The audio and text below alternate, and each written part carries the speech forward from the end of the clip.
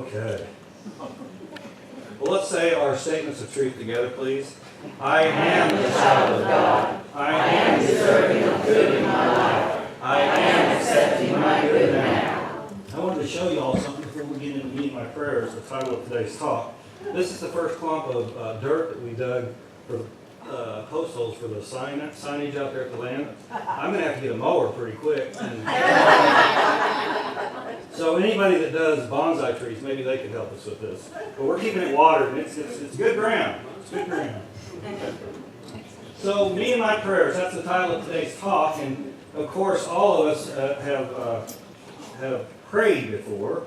And so all of us know what prayer is, or we think we do at least. But when you pray, did you ever think about what you are praying for or who you're praying to? We've all prayed for things in the material sense to change and manifest in our lives. And we've all prayed for circumstances in our lives to change. In fact, we've all prayed probably for somebody else for their circumstances to change. We probably did that in the prayer box just now. And none of these are wrong, yet today I want to talk to you about praying in a way where we recognize those things that happen in our lives, not only when they happen in our lives, but when they manifest the good in our lives. You've all heard about prayer, of course, changing us. We said that forever in Unity, and some other churches even say about how prayer changes us, not the outer circumstances. Yet when things change outside of us, it also changes us too as far as our perspective. But prayer and meditation go hand in hand. And one of the questions that most Unity ministers are asked more than any really is, how do I meditate? And so when I'm asked that question, I always have to, or I feel obligated at least, to tell what meditation is in a simplistic way, because I don't want to get into all the nuances about meditation and different ways to meditate and all that. I'll usually just tell you a quick truth is that meditation is really just a long prayer. In fact, our life is just a prayer. And since prayer and meditation go hand in hand, our understanding of both should be similar. The advantage that meditation has over prayer is that we listen longer for guidance that we are seeking. The advantage that prayer has over meditation is that we are verbally and mentally stating and saying in some way, either out loud or just in our head, what's going on with us right now. It's important on both. So, is there a right way and a wrong way to pray and meditate? Most people assume that a Unity minister would say there's no wrong way and there's no right or wrong way to pray and meditate. But there is a right and a wrong way to pray and meditate. And it has nothing to do with the physical manner in which you pray or meditate. It makes no difference if you're a Muslim and pray at specific times of the day, facing a specific way. It makes no difference if you say a mantra to get yourself in a totally silent state. It makes no difference if you pray in a group or by yourself. Those are still outer things and can help your physical body get prepared for prayer and meditation, but they have nothing to do with the prayer or meditation and the meaning that it should have for you. Do you remember how, I'm sure everybody does, how Jesus told us to pray? Not like the leaders of the church who pray in public a specific way in grandiose fashion, but to let everyone know that how powerful and important that they were, but in a way, he said, to go into a closet and close the door. There you will be alone and be able to communicate and commune with God. In fact, I'll read it to you from Matthew 6:6. It states, "But thou, when thou prayest, enter into thy room, and when thou hast shut the door, pray to thy Father who is in secret, and thy Father who seeth in secret shall reward thee openly.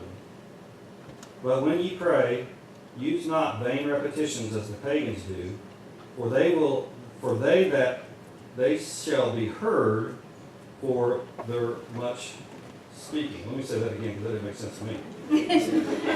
"For they think that they shall be heard for their much speaking. Excuse me. Okay. So, then the last verse 8 is, Be not ye therefore like unto them, for your Father knoweth what things you have need of before you ask him. And then, of course, he goes on, the writer goes on in Matthew to tell about the Lord's Prayer. From this teaching, though, and quite frankly from our own personal experiences, we can easily see that the right way to pray and the wrong way to pray, what the difference is. Without being critical of anyone else, the right way to pray is a one-on-one communion between you and God. It's as simple as that. So why is it important for us to know the right way to pray? Well, God wants the best for you, and He already knows what you need and desire from life. Why doesn't He just give what we need and desire in life? Our prayer is supposed to be a supplication to the almightiness of God, and so we get what we want. Actually, it's just the opposite. We need to pray and meditate so we will know and understand how we are in alignment with God.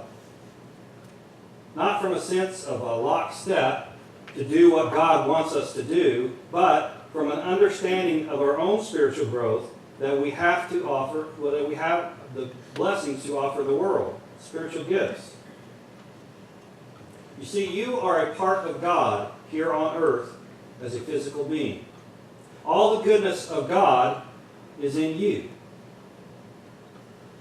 And just because you are a part does not mean you are limited in certain areas and are not endowed or are only endowed with special abilities. Nope, you are endowed with everything that God has in a physical body. Now, before you go running out and say, Warren was speaking blasphemy this morning again, let me have a chance to explain what I mean by that. This is one of the main teachings of Jesus that has been really poorly taught over the years in Christianity. One that he learned about himself when he learned about the Christ. He learned that his connection with God was only limited by his understanding of that connection. His connection with God was only limited in his life by expressing that godness by his understanding. The more Jesus understood about his Christhood, the more he was able to express God on earth. Yet in reality, the more he was able to express his true self on earth. Every time we look at Jesus' life and say, only if I could be able to live a life like Jesus, that is blasphemy. According to his own teachings. If only I could be as great as Jesus. That's blasphemy. You already are as great as Jesus. These and greater things ye shall do, is what he said.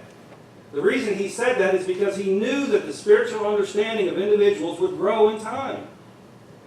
It grew when he was around. It grew when he was expressing to all his followers what he was expressing. It's hard for us to understand sometimes. But look at it this way. If you're having a hard time grasping it, and you're saying, oh, I can't be like Jesus did, or do the things Jesus did, your soul, your spirit, do you agree with me that it's going to live on after your physical life? Yeah. Okay, if you do, then you have to know that that's in you right now. That soul and spirit, that connection to God, is as pure as God himself, herself, or the energy of God, whatever you want to call God, whatever you praise God, however you praise the greater power, the power of all, it's the same. And if it's the same, and you say, if only I can be as good as something or someone else, then you're lowering yourself. You're blaspheming against a perfect soul that resides within you. The perfection of you that is going to continue to live. Now, I'm not saying go out and say that you're perfect and I'm God all the time. But to know that when you're praying is important because there is a perfection in you. Now, we can always admit, well, heck, I made it, like Fillmore used to say, oh, you missed the mark, or I missed the mark. He didn't say you missed the mark. He'd say it only about himself. I missed the mark. No big deal. So what? I'm learning more about how to express that perfection in me. Everyone is. Don't beat yourself up or anybody else. So most of us know that God is omnipresent. We'll agree that God is omnipresent everywhere. That's what it means. Everywhere God is. There is not a place where God is not. And most of us will agree, not everybody, but most of us will agree that God is only good. Well, if God is only good and everywhere present, then God and good are synonyms. The two can be interchanged. God only wants good for you. So God only wants God for you. Or good only wants God for you. And good only wants good for you. Do you remember the old saying, everything comes in threes? How many have heard that? Everything comes in threes. I mean, I don't know exactly where that started, but it seems like it's more prevalent down here. But you made it up? Oh, cool. It's not as old as I thought. Well, you told some people around here, because some other people raised their hand. But it's usually used, regrettably, in a negative sense. You know, if something happens negative in our life, sometimes people say, oh, it all happens in threes. So they're kind of looking forward to a couple more bad things happening. I mean, isn't that silly if you think about it? So if that is the case, though, if everything comes in, if it's not the case, but if we're thinking that everything comes in threes in a negative sense, then once the negative thing happens, and you're sitting there focusing on two more negative things, what's going to happen? Two more negative things. Not hard to understand. But the thing that we do need to understand is what happens when that does happen in our life. We were strong enough in our own physical life here on earth to think that two more things are going to happen, and they happen. What if we did that, reversed that, and did that the other way? Something great happens in our life, and we think everything comes in threes. Two more great things are going to happen. Whoa. That'd be pretty cool. Then you would be using the power that you have in a positive way. So when we understand that, we can use our power more productively. Now, if any religious or any type of thought that puts the greatness, the goodness, the great life that you're going to live out somewhere else is incorrect. If I think I'm going to do something today and I'm going to die and heaven's going to be waiting for me, it's incorrect. Heaven is here now. Are we strong enough in our own understanding to see it? That is the question. That is why when we see things, we see people do evil acts, we can understand that that person isn't evil. They've got a misunderstanding of the power they have. God only wants good for you in your life. And it's up to us to create that good in our life. So if we want good, where are we going to go? I think it's up on the board. I don't know.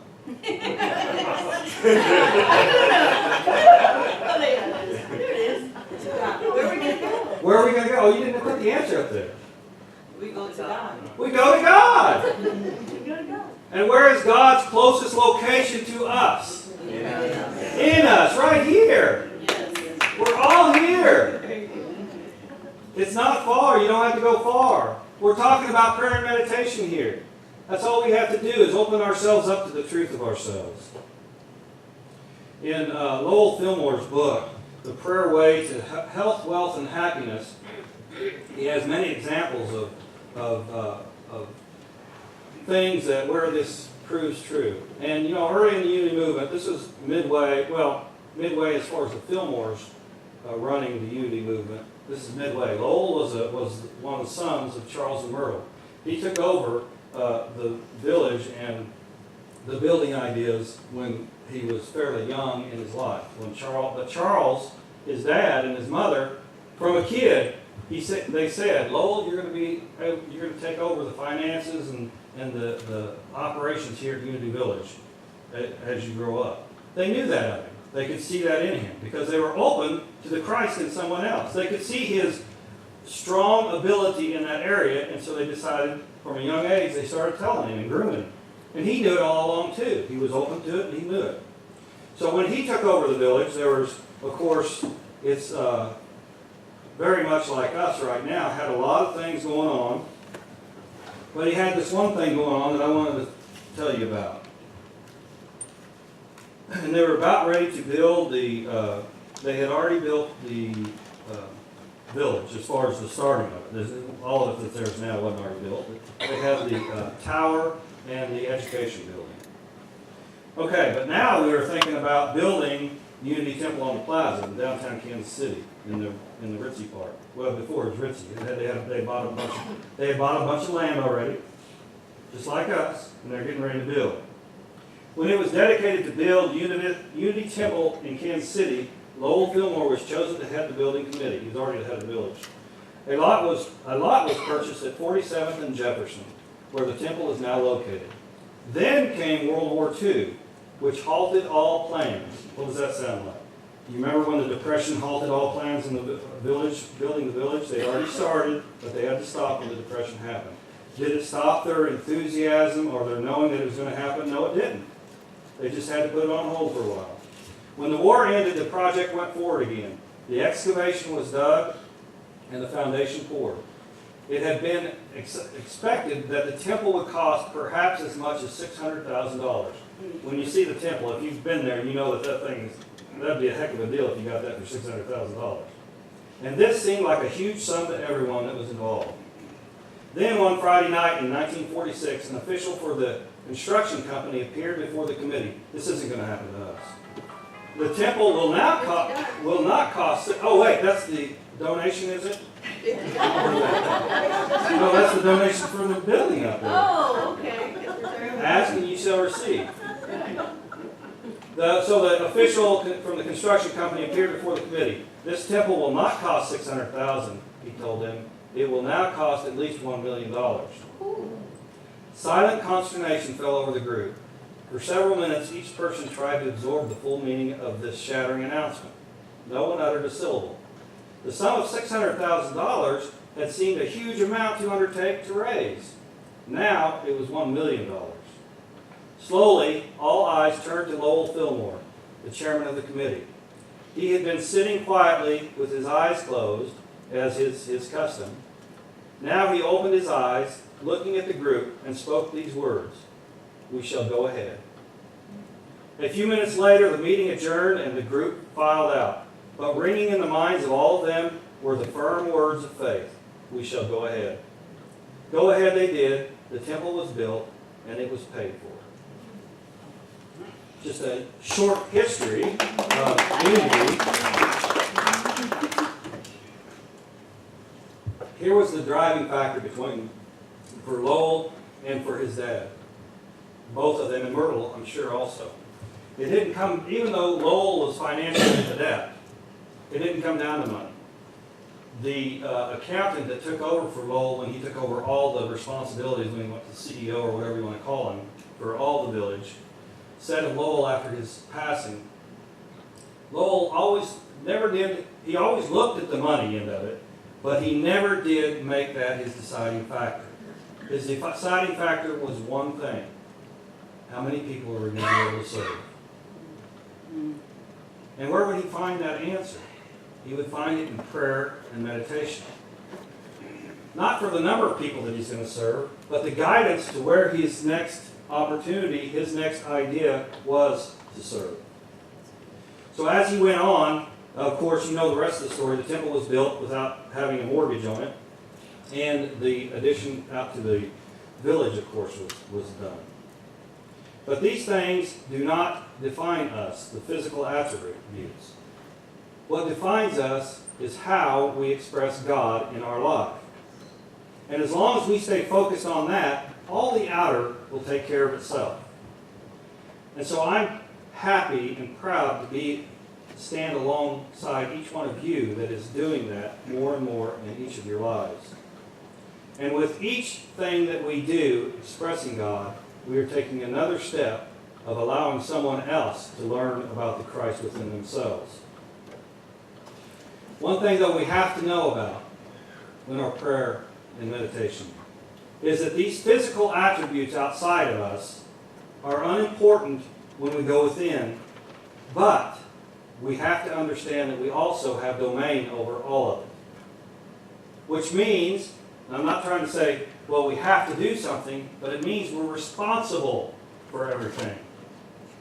So as we go forth with our building project, we're responsible not only to have it done and have it done in the right way, but we're also responsible for that land, to keep the environment, for everything. And the only prayer, God is really wanting to give us some money. I'm so happy. I'm so happy. Now, if a phone rings again, I'm going to stop and take it because I got to answer God the third time. They come in threes. Good things. Good things. Linda. I'm not going to limit it at 3. I'm not going to limit it at 3. Those good things will keep coming. The only prayer and meditation that is wrong is a prayer or meditation that limits us. That's the only prayer or meditation that's wrong. If something is going to happen later in your life, if something is going to happen in some other life, you're limiting yourself right now. We're not limited. We may think we are with our physical eyes by looking outside, but we're not limited. You are the only sentient being on earth that is unlimited. God knows this, and all He wants to ask for us is us to remember that we are unlimited. Recognize this power within yourself, as Jesus taught us to do through prayer and meditation. And you will realize a part of you that has always been there. The part of you that is connected to God. The part of you that is expressing God and creating heaven here on earth. The part of you that really is only you. Know that God is blessing you now. So it is.